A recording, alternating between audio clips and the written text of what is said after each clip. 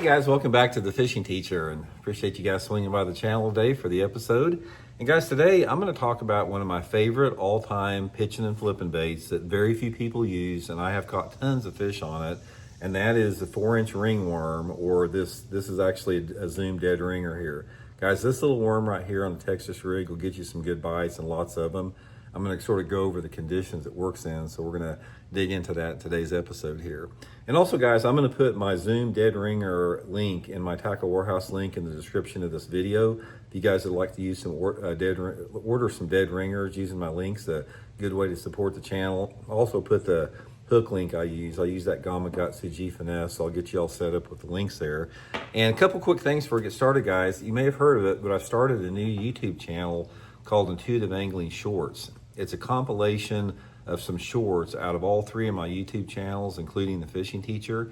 So if you guys would like to subscribe to that channel and get some good fishing tips that are short, I'll have that link in the description where you can subscribe. Appreciate that. And one final thing, guys, you always want to use some scent on your soft plastics.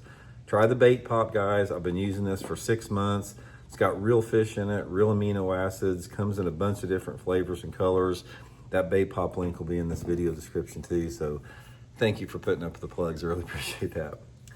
Okay, guys, this ringworm here, this has been a fish catcher forever. I'll tell you a little story about it. The second Bassmaster tournament I ever fished was at Sam Rayburn Lake in 1986. I drew Tommy Martin out. Tommy Martin, classic winner, just icon of the sport. He finished second place in that tournament, guys, and he caught him on a 4-inch ringworm. That's the first I'd ever seen it.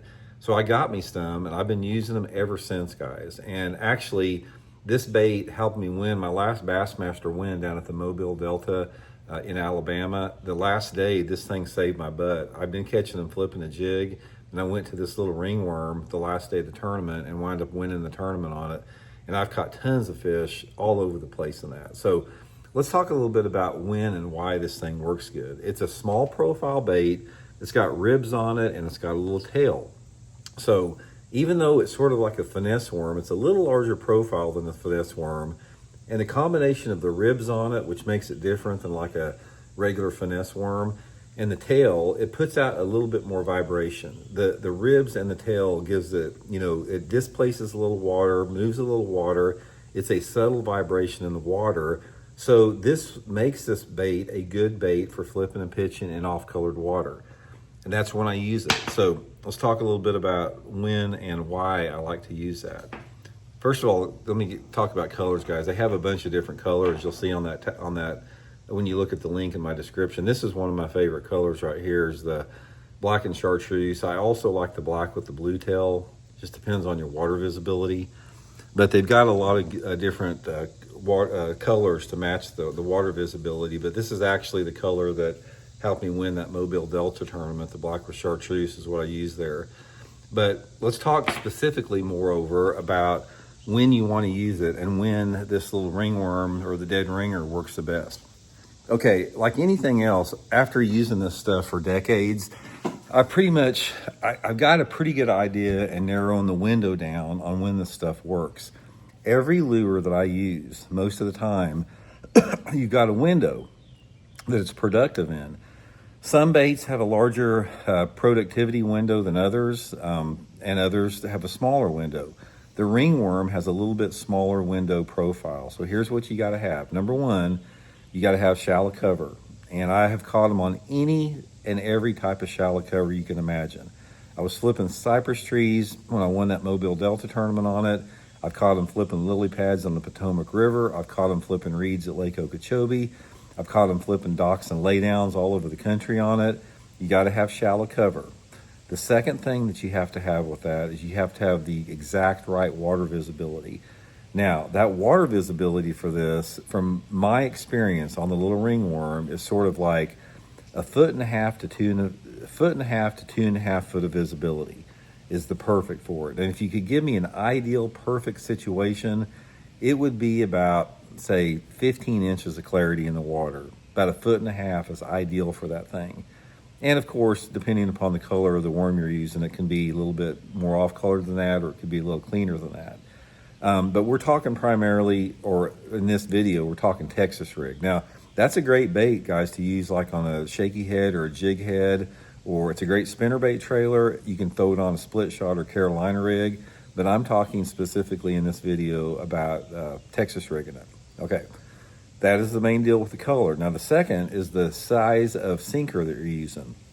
I have experimented with every single sinker that you can imagine on the thing, and without a doubt, by far, the number one sinker size is a 3/16. I use a 3/16 on it 99% of the time when I'm pitching and flipping around shallow cover.